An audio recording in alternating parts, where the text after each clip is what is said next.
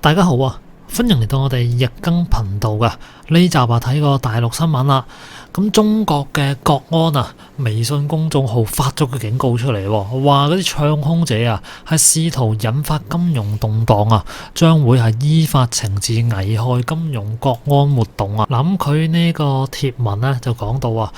呢啲唱空姐、掏空姐呢係妄圖引發金融動盪同指出要防範化解金融風險放到更加重要嘅位置，要積極參與經濟、金融等等領域嘅國家安全保障體系，係密切要監測金融領域國家安全風險。文章一開頭就首先提及中國國家主席習近平喺中央金融工作會議上邊發表嘅重要講話，就話要防範化解金融領域嘅國家安全，國家安全機構係會認真貫徹落實習近平講話同中央金融工作會議嘅精神。佢哋呢個文章就講到話近日睇到金融安全係面臨唔少風險同挑戰，而金融領域各個矛盾同問題係相互交織，而且相互影響仲有經濟金融風險個隱患仍然都比較多，個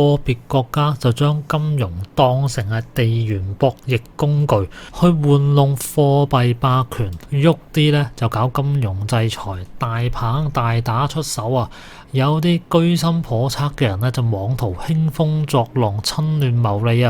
唔單止有看空者、做空者，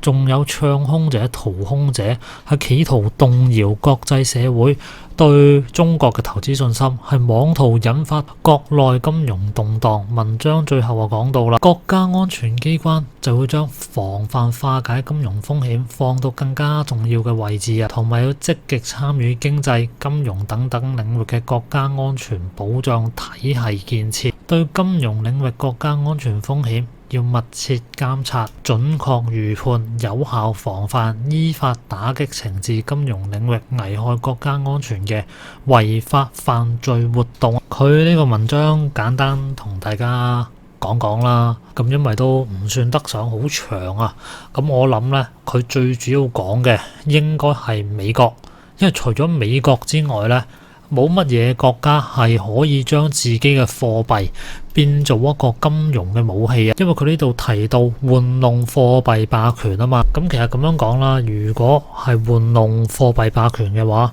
我哋中國其實都冇乜嘢可以做得到只能夠係國內可能減息或者喺匯率上邊做一個調控去抗衡一下咯。咁如果佢個息口係繼續加嘅，唔單止中國瀨嘢其他國家都會俾佢搞爆埋噶，因為變到係好多企業佢哋嗰個借錢成本融資成本非常之高融唔到資，咁好可能咧係現金流會出現問題嘅。而銀行方面亦都因為個息口高咗啦，佢亦都係要揾一啲投資回報比較高嘅機會，咁先至可以還到啲利息俾嗰啲客戶噶。咁佢呢個文章所講到嘅看空者、做空者、唱空、掏空呢幾樣嘢呢，我估計佢所指嘅就應該係嗰一類咧買跌嘅人因為其實如果大家有印象嘅話呢，大陸之前係試過禁沽空一段時間，然後就去阻止咗股市嘅跌勢。當時呢一個政策一出嘅話，其實我都幾 O 嘴因為咁大個仔都未試過係國家咁樣直接干預唔俾沽空嘛。咁其實限沽令呢一樣嘢呢，喺今年10月中呢，亦都有出現過㗎，係內地試過推行一個限沽令去救市嘅。點樣限沽法呢？就係話禁止嗰啲高管就借沽空去減持股票咁佢哋喺10月中就發布咗一個調整優化融券相關制度，更好發揮逆週期調節作用，係收緊沽空同戰略投資者借出配售嘅股份，係進一步限制做淡市場，去規範市場沽空行為，重振投資者對 A 股嘅信心。佢沽空方面中證監就要求融券保證金由50%上升到去80%，私募基金嘅融券保證金係要求佢增加到100%。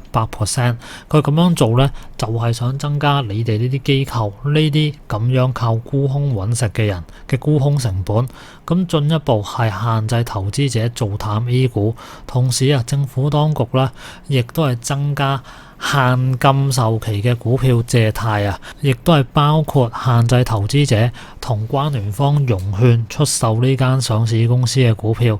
禁止上市公司高層同核心員工參與戰略配售設立嘅專項資產管理計劃借出股票，避免佢哋透過借貸嘅方式喺場外減持股票。而中證監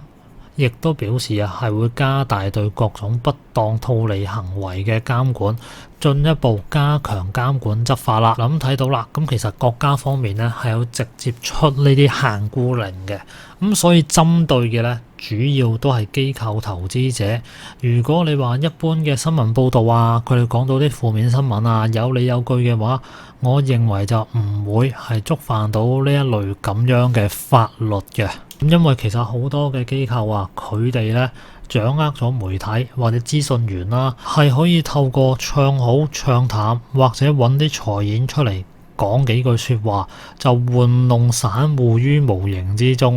咁跟住個股價亦都係根據佢想要嘅方向升高或者下跌嘅，甚至佢有籌碼喺手，呢啲事情更加容易做得到咁所以其實有呢啲咁嘅政策喺度，如果你喺大陸咧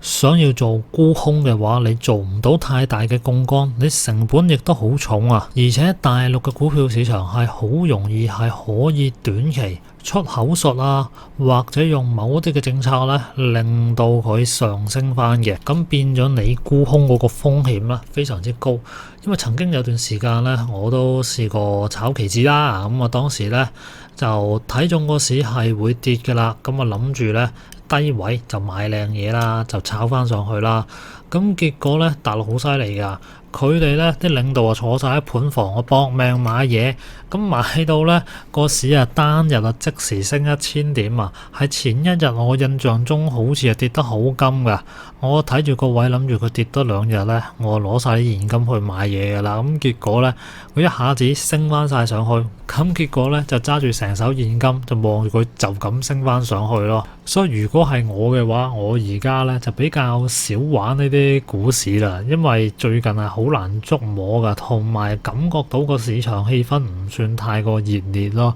咁變咗而家啲股票其實冇當年咁好玩你好多股票升少少，然之後就會跌翻落去咯。咁跟住莊家又唔喐，上落落，咁不如去做定期算啦。而家定期息口高咁多，而且做定期係冇風險噶嘛。嗱，咁呢度做定期冇風險，我指嘅係澳門或者香港嘅銀行大陸嘅銀行你揀啲大銀行先好去做定期啦。咁呢個呢，就係關於金融安全方面嘅新聞啦。咁對呢啲唱空者呢，就要依照國安法去叫做懲治佢就話佢哋係危害金融國安犯罪嘅活動